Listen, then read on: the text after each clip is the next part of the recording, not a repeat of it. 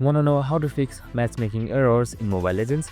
There could be various ways and reasons there could be matchmaking errors in your game.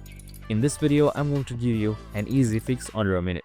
It's super simple, so let's get right into it. Now first off, simply open up your Mobile Legends application, and once you're there, just simply hold on its application icon and then head towards app info or app settings. Now once you're there, on the bottom right side right here you can see clear data. And once you selected clear data, just simply head towards clear cache. And once you selected clear cache, simply select OK. And once the cache is cleared, any junk files should be gone. Now you can just simply restart your Mobile Legends application and it should start working.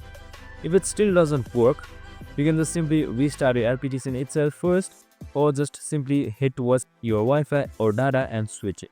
Sometimes it could be a problem as well. So if it still doesn't work, you can just simply search up for any FAQs, updates in the media outlets. So there could also be server-side errors sometimes. And that's it, super simple and easy. I hope this video helped. If it did, make sure to like, subscribe and tune in with us for more of these videos. See you in the next one.